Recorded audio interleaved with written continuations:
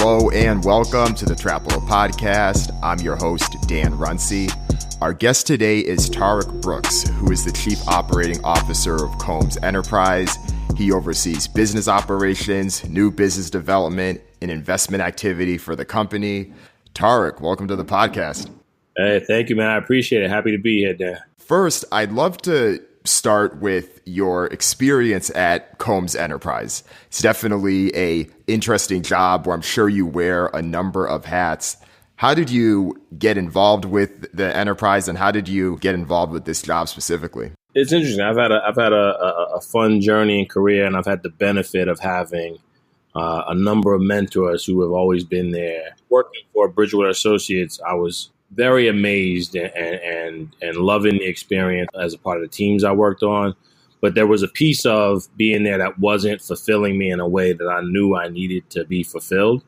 And so when I had a conversation with my manager, who's a former boss, who currently runs Black Entertainment Television, a guy named Scott Mill, and he mentioned that Puff and Combs Enterprises were looking for kind of new people for things. And so he introduced me to Puff. We had a conversation and started to understand more about where he was and his journey, and a real desire to be in a position to take Combs Enterprises to a different place on his second journey. Obviously, the Combs Enterprises had like incredible success before. Like, you look at the journey that they've been on, like it's been historic at this point. But he felt like he needed different thinking and different folks for a part of the second journey. And so as we got to know each other, I became really intrigued about that because as you mentioned in my career, like I've enjoyed what it's like to work with other Black entrepreneurs.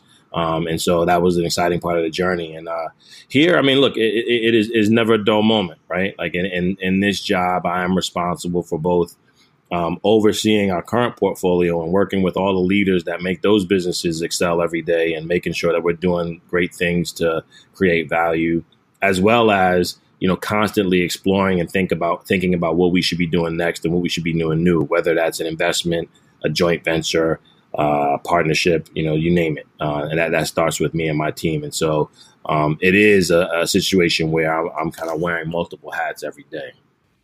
Can you say a little bit more about those phases of Combs Enterprise? You mentioned that there was the phase before you joined, and Puff wanted to bring this to another level. What was that phase before, and what specifically did he want from this next phase that you've been a part of? I mean, like when you go back and study the phenomenal success of Combs Enterprises, I think there is a consistent thread, which is that Puff has consistently been able to apply, his marketing talents and expertise to kind of transition points in culture that he's been able to identify and be spot on. So, whether that was understanding where hip hop music was and that it was ready for that bad boy sound and that bad boy aesthetic, right? And being able to be there and deliver that and market that to a world that was hungry and ready for it without actually saying it. Like he was able to recognize what was going on in culture to be able to see that. Similarly with Sean John, to say like, look, this is how we are dressing. This is what mainstream fashion houses are giving us. There's a gap in what's needed. And being able to kind of really figure out, again, using that talent he has to be able to say, we're ready for this. Ciroc, similar story, right? You go back and it's funny because we're so far removed from, where we were back then. Like all brands kind of now market to Black people, market to the hip hop culture. But back then it wasn't the case. It was really a couple of boutique brands. And then beyond that, it was like malt liquor. Like, and that's all anybody thought we were valuable for. And again, Puff saw the opportunity to say, an ultra premium product could be delivered to this market and be successful. And, that's fundamentally what he's done with Ciroc. So again, you have this history of phenomenal successes, right? And so I think, and I remember seeing Puff on Instagram talking about the notion of moving from me to we. And so when you think about a lot of what he's focused on these days is understanding how to leverage his platform, his voice, his celebrity, his network for the betterment of our people and our community. And so, there will still be ideally some great business opportunities we capitalize on. But I think now more than ever, he's really focused on ensuring that everything he does is consistent with that me to we narrative and his goal of leveraging everything he's built and everything he does for the betterment of Black people. This sounds a lot like the interview that Puff did with Ray Dalio a month or two ago. He talked a lot about getting to that next level, and I think you were shouted out on that interview. I remember that right. Well, it's funny because it was only a few months after I joined Combs Enterprises that both Ray and Puff were named by Forbes as, two of the 100 greatest business minds of the century. And it just fortunately worked out that their names, when they lined those folks up to take the picture, Combs is not that far alphabetically from Dalio in that line. I was able to introduce the two of them, and they, at that moment, began what has grown into a real friendship and a real relationship. And so it makes sense that theme of Puff's talking about kind of where he is now in life and why it's important and what the challenges are to that is something that you would have a conversation with a Ray Dalio about, because, Ray has, made it his life's work to, really seek to understand how the world works and be able to crack complicated problems and have points of view. And now at the stage of life he's at, share that with people. And so he sees a spark in Sean that makes him want to invest his time and energy in what he's doing, because again, it earnestly comes from a great place of wanting to kind of, pay it forward. Like Puff knows, like, our community, our people have been fundamental to his success. And with him, everything really does start with a love of our people and our culture. Right. And it spoke back to this humble attitude that I think that Puff can have with stuff like this, because it's easy for someone in his position to say, oh, I don't need mentors. I'm in my position. I am the one that is mentoring y'all. But no, he realized that there's someone that has done what he wants to do or is where he wants to be 20 years from now. So being able to reach out shows a lot of growth and maturity on his side, too. I'll tell you, one of the places where Puff and Ray are actually very, very similar is they are both, they're both incredibly smart guys, incredibly talented guys, but they are both very realistic about the fact that, like, they don't know it all and they don't have all the answers. And so they both work really hard to surround themselves with people who know more about things than they do. Because they understand to get to the levels of success that they've had, you don't have to have all the answers yourself, right? Like, you just need to be able to find the people with the answers and work with them in good quality ways. And so they both have that kind of trait in common, is to say, like, well, wait, let me think about, let me stop and reflect on what I don't know and watch out for that and figure out who might have better solutions than I have. Very, very similar approaches in that. Earlier, you spoke about the multiple hats that you have to wear in your role as COO. There's a number of portfolio brands. There's a number of investment activity. What is your day-to-day like? What are the different hats you have? What are the skills that you need to have to be successful in this type of job? Yep. So if you think about an average day for me, and I'll just use a couple of examples, it may start with working with the, spirits and marketing team on some upcoming campaigns for Ciroc. And then I may shift to working with the team over at Revolt and how they're thinking about what their next strategy is for growing their digital business.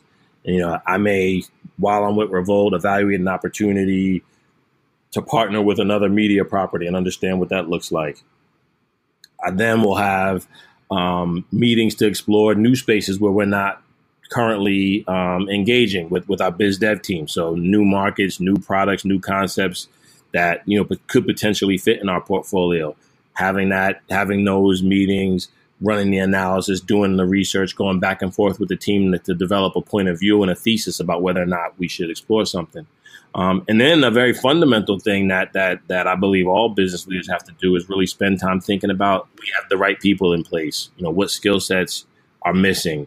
What are the things that we're going to need if we start to go down certain roads with current businesses, or if business is growing up and really trying to be on top of that with our HR and recruiting team to make sure we have the right people in the building. Because again, we are very ambitious. Like we want to be great and win in a number of different ways. And that's going to take a number of different people and personality types and ways of thinking.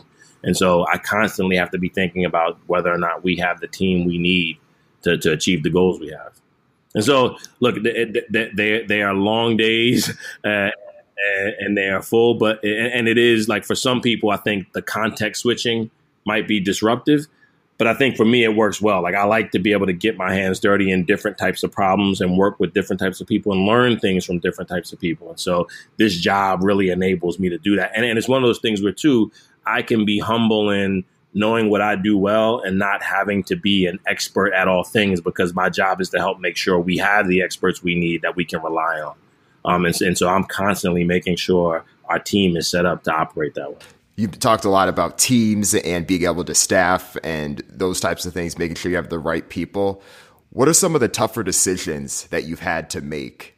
So I think, look, anybody would tell you that hiring and recruiting is one of the toughest things you have to do, as a manager of any company. Like, particularly in a world where, thankfully for our country, unemployment's pretty low, but that means it's really hard, a really tough job market out there for trying to find the talents you need. I think one of the things that you have to do that can be difficult is ensuring that you always hold a super high bar for the people you bring into your organization, and you don't let the pain of not currently having that person influence you to make a bad decision. Right? Like, so, if you have a particular gap and you don't have, I'm making this up, if you don't have a sales guy right now and you're feeling the pain of that every day, you're looking at the numbers and your sales aren't what they should be because you don't have that sales guy, you could be inspired to say like, well, this guy is he's most of what I want. And, he could probably do the job. And you start making excuses versus having that very high bar to say, look, I want a star. Be able to look at this person's track record and be able to see he's been a star. His light is only shining brighter. He's growing. He hasn't topped out. He or she has potential, and feel that way about every hire you make, because it's just that important. I mean, one of the principles we talked about when I used to work at Bridgewater was the idea that you have to hire very, very carefully because the cost of hiring wrong is very high. And so, like, you have to be thoughtful. You have to keep a high bar. You have to be diligent with the research and the background checks and all those things. And you have to be disciplined enough that, to tolerate the current pain of not having that thing filled, rather than, risking filling that thing or that role with the wrong person. Right. And that's where the culture piece comes in too, because this is something that I've experienced at past jobs as well. It's definitely strong throughout Silicon Valley. You have the people that were brought on with the early teams that wore multiple hats and they can do the job you need, but the organization's growing. And at some point, you're going to want to have seasoned operators in there. It's kind of like if you think about a military, right? Like, military is not all one thing. Like, you have your infantry, and then you have your snipers, and then you have your SEAL team. Like, you have to really be thoughtful about, one, how your organization is designed. Well, first, what it is you are trying to achieve, and then how your organization is designed to get there for the point in time that it's at, right? And then be ruthless about ensuring that when you stick somebody in a box, like, you feel confident, like, there is no better person for that box at this point in time. And again, even with that, you're going to be wrong sometimes, and being able to kind of recognize those mistakes, pivot, and kind of retool like what you're looking for, how you are assessing, how you are onboarding, all those things matter. Talk to me a little bit about the investment activity. What does that look like for Combs Enterprise, and what is your role specifically with that? Yeah, so given Puff's platform and status and reach, we get a number of kind of inbound opportunities to look at companies to invest, to, whether that's like a more active position where they want Puff to be actively involved in the business, or if they want him to just be a passive investor. We get lots of those opportunities. And one of the things we always have to consider is our opportunity cost of whatever we do. Like, if we do A, we may not be able to do B or C in the future. So we have to think very hard about like what the expected return of anything we do is, to make sure it justifies what we might not be able to do in the future, right? So we have to be very, very rigorous around that. we also have to be very thoughtful about the fact that, like, in a lot of cases, you know, an entrepreneur or a company may want Puff as an investor to be able to market to the world that he's involved. And that has an inherent value. So we have to think about the idea of, you know, some folks call it a promote, or, you know, just the pricing of whatever the investment is based on this idea that having Puff as a part of your cap table is inherently valuable. And so that's another concept that we have to always be thinking of, is, you know, what is that value to this opportunity? And again, like, I think the folks who are thinking about it well don't just think about an investment from us as dollars. Like, I think you're missing it if you think the most important thing from us is dollars, because you could just get dollars from any private equity fund, VC, that kind of, assuming you have a quality idea and can raise money. But you know, from us, it's different, right? Like if I was on the other side of the table talking to Combs Enterprises, I'd really want to understand how valuable the affiliation was, you know, what I was going to actually do with the capital that I was raising, and I was ensuring that, like, the 1 + 1 makes 3, right? Like, because, you know, Sean Combs on the cap table, I'd certainly then want to make sure, however I was going to use that value, was going to give me outsized return relative to just getting the money from somewhere else. So what's an example of a 1 + 1 = 3 investment that you felt like everyone turned out better afterward, specifically Combs Enterprise? Yeah, so I don't really, we don't really publicize our kind of passive investments that way. You know, obviously we are a private shop, and we keep those things private.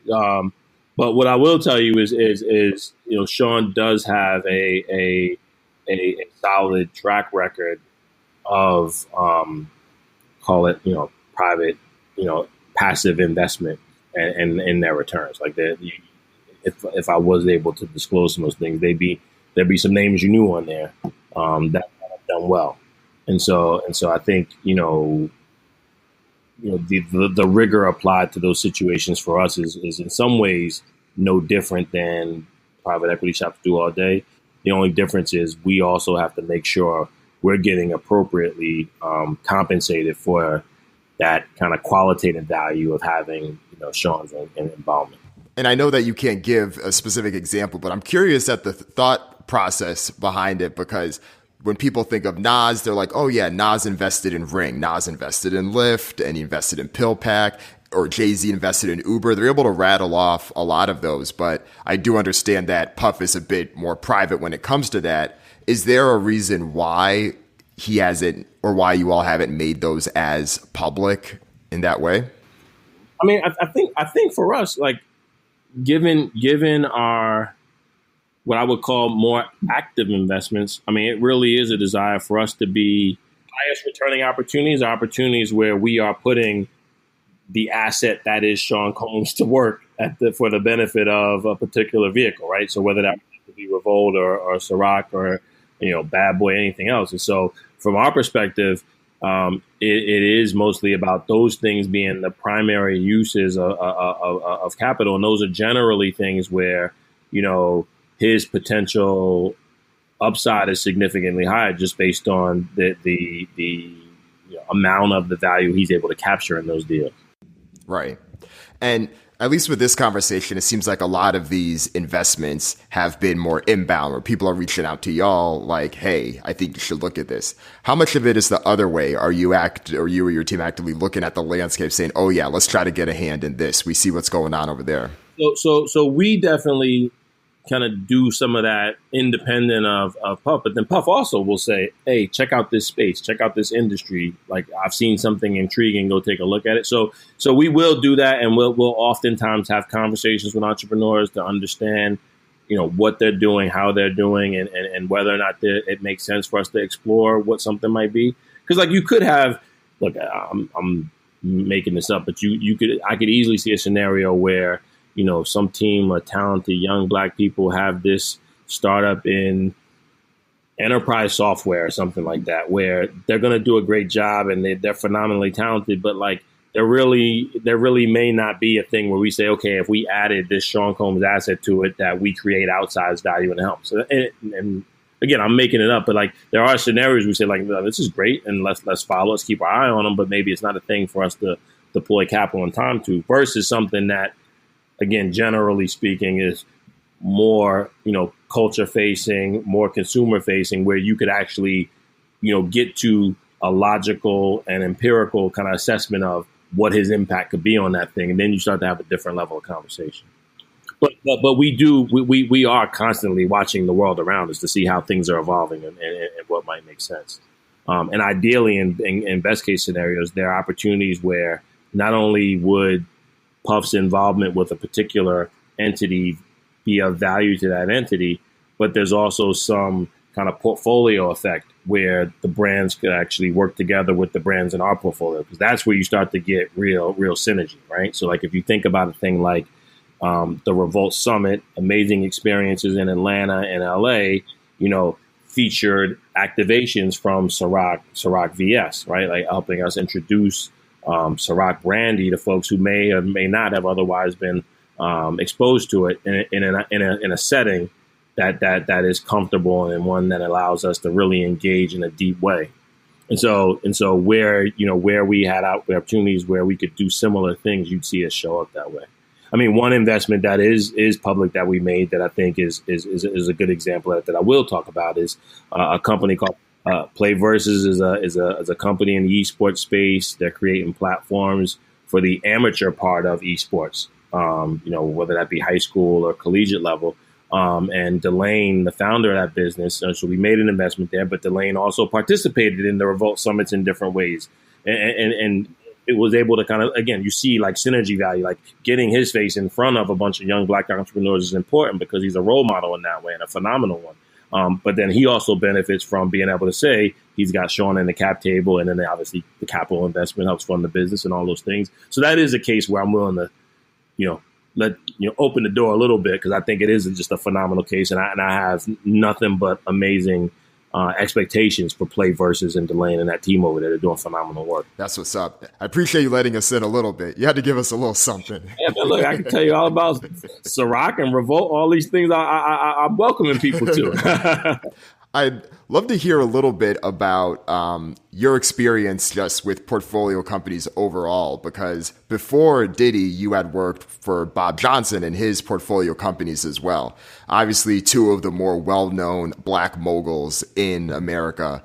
Could you talk a little bit about how the styles differed, how you would compare one to the other? Because I think a lot of people see the names and see them on TV and award shows, but they'd be curious to be brought under the hood to hear how those experiences are similar and how they're different. Yeah, so no, I think it's a great question. So I've had the benefit throughout my career of really learning from the best, right? And so while Bob and Puff are two different people, two different styles, like there are certain things that are very similar in their approach. And I guess I'll talk more about like places that they're similar. Like I think they care a lot about, especially for the things that where they're going to put their capital to work, they care a lot about their ability to impact the business. Meaning, again, it kind of goes back to the point I was making. Like, if you were just coming to Bob for capital or Sean for capital, you're probably not going to get nearly the attention of an opportunity that enabled them to put their capital to work, but where they were uniquely suited to create outsized value. I think they both care a lot about that. I think the other thing they both care a lot about is ensuring, if they, particularly in cases where they're in partnerships, being in business with best-in-class partners. Right, that was one thing I take away from both of them. Like when Bob would get ready to launch a fund or launch a new concept, he'd be talking to the best in class shops on Wall Street. When Puff, if he's in spirits, he's talking to Diageo, best in class. If he's talking about fragrances with Sean John, he's talking to Estee Lauder, best in class. Just that whole pattern of associating themselves and what they do well with best-in-class people to do the rest is a formula that has worked very, very, very well for them.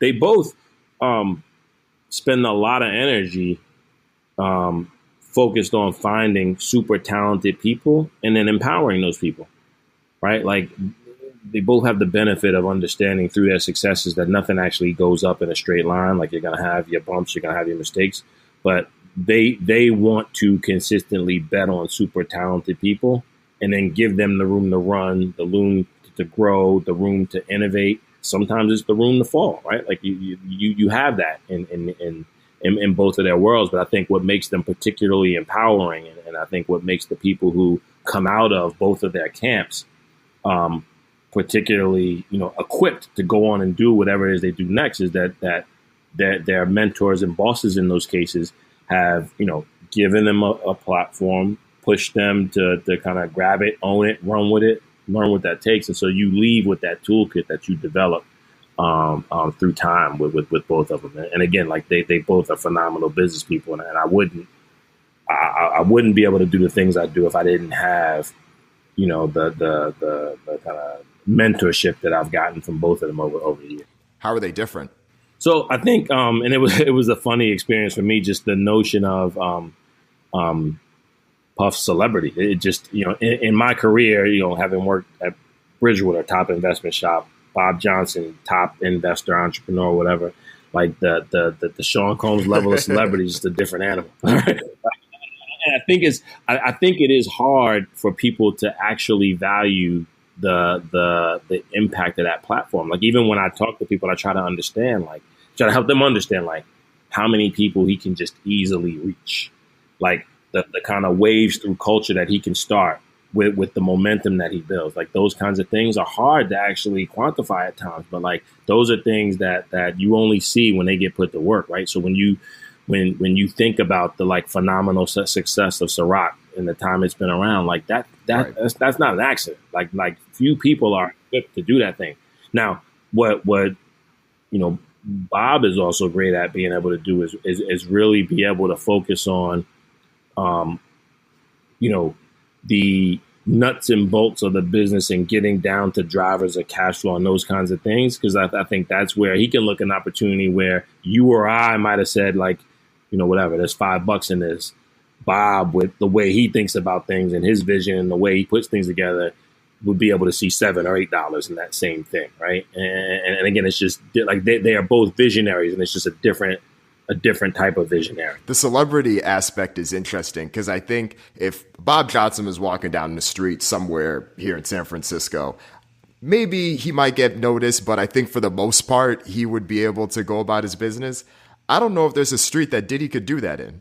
No, I don't think so. And again, that for me was an eye-opening thing. Like it's an amazing thing. And what's also amazing about that is how like gracious with his time and energy he is with people, right? Like he enjoys being amongst the people. I think he actually gets it back from them that way. I think he's a true extrovert in that way, that he gets his energy from the people. And so I think that's why you see him engage that way, because it is a two-way street. People get excited to see him. He gets excited to, exchange that love back and forth. And so I think that's a real and genuine thing. Ciroc has always been interesting to me because, as you mentioned, I don't think that anyone that wasn't a celebrity could have done this, because when you think culturally, Black folks don't really, or historically weren't really drinking vodka like that, right? It was always brown. Like if you would have thought what type of rapper could elevate a brand, you would have thought it would be like a Crown or some type of brown liquor they could have brought to that next level. So the fact that he did this with a dormant vodka brand is remarkable. No, I mean, look, I think it just speaks to the genius, right? Like he was able to see not only the space where we weren't being talked to, but also figure out how to position his brand in a way that really owns celebration. And so the notion of, the Ciroc experience being one where if you hustle hard, you deserve the right to celebrate. And the only way to do that is with Ciroc, I think, is what rings true to people. I believe Puff is good enough. He could have did it with apple juice, but I think, I think his ability to be really, because it really is, in his way of brand building and storytelling, it's really capturing an emotion, capturing a feeling.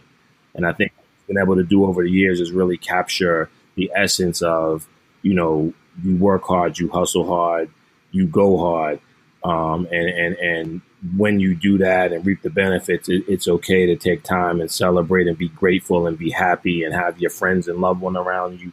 And it doesn't matter if that's in a bar or a lounge or at a brunch or at a pool party. Like it doesn't matter. Like what matters is that feeling of, I want to take time to celebrate with the folks I care about, and be able to have a high quality, great tasting drink when I do it. I think he's consistently captured that in the way he's positioned Ciroc over the years. And so, I'm excited about what the future holds, but because I think there's just a lot more room for that to run.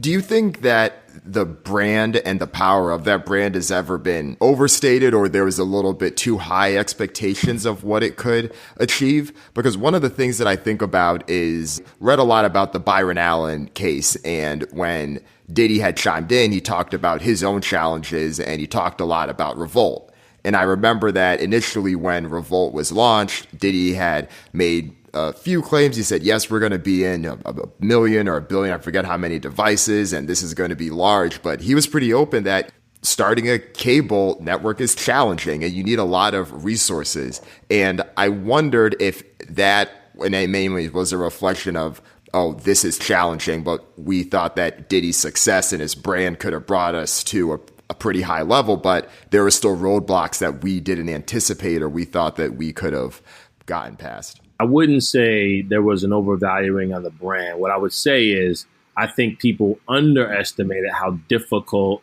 it is to have the kind of success he's been able to have. And I think because he's done it multiple times, people, I think, maybe assume it's easier than it is. And one of the things I appreciate about him is he's always talked about, starting a cable network being one of the hardest things he's ever done. Like it's a very, very tough business. It's a very capital intensive business. It's also a business that's going through a massive transition from the way things work to how they're going to work in the future, right? Like if you think about, cable in the era, like when Bob Johnson started BET, right? You didn't even have like the internet at levels that you had it at, like not alone concepts like, Netflix and Amazon Prime and all these things that are share of the media, of media consumption. And so I think it rightly is very hard. Now, at the same time, like, was right to set very high expectations. I mean, I think, part of what you got to do to push yourself is set goals that are outlandish and not be afraid to be a big dreamer. But I think part of what the Revolt journey has just showed is like, it's really hard. And I think, in those experiences where you get more of the meteoric rise right away, it makes it seem to people that those things are easier. So therefore, this time something must have been wrong. No, it's just that like people don't see what was behind the curtain through that meteoric rise of Ciroc, like how hard people were pushing, how hard they were driving, how creative and innovative they were really being to drive that. Similarly with Revolt, like there are a lot of moving pieces that kind of define everything that's happening in the kind of TV, cable, satellite, streaming ecosystem. They're all and great managers. All they can try to do is make the smartest bets they can with the data they have at the time. And so you're constantly in that process of reevaluating decisions you made, doubling down on some bets, pulling up on others. And so it's just the reality of like I think it's just a difficult business at a difficult time. But what I will say is I'm excited about the fact that Revolt is stronger than ever, right? Like Revolt's, had some great successes with the brand, with new shows like State of the Culture. The Revolt Summits were amazing live events experience that have kind of exposed the brand to people in a way they haven't been before.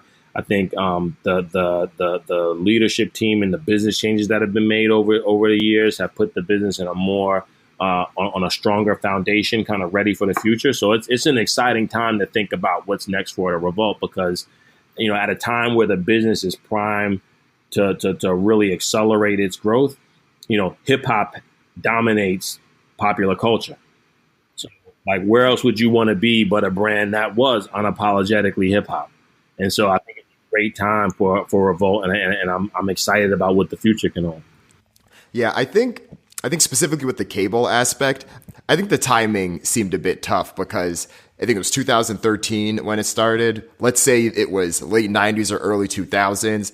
There would have been less competitors and there could have been a little bit more benefit to getting through past the gatekeepers, because once you kind of reach that point where you're picked up by one of the satellite networks, whether you're a Dish, a DirecTV, or you're on a digital cable channel, then life may be a little bit easier. Or if it started 5 years later, let's say it started 2017, 2018, then we're looking at a completely over-the-top podcasting and video and all that, which Revolt's already doing now. That would be even more focused in. So it's weird how that early 2010s era was such a difficult time to be in, because we didn't know what the next 5 years were going to rapidly turn into.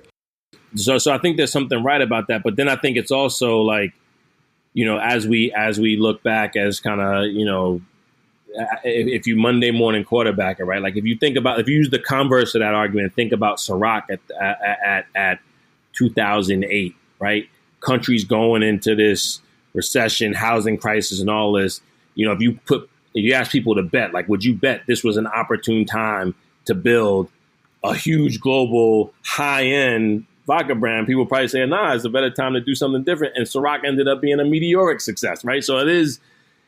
You never, like, there are macro dynamics that you'll never have control over. And again, like all you can do is be attentive to the data and be smart about pivots, right? Because there is never a true kind of perfect window.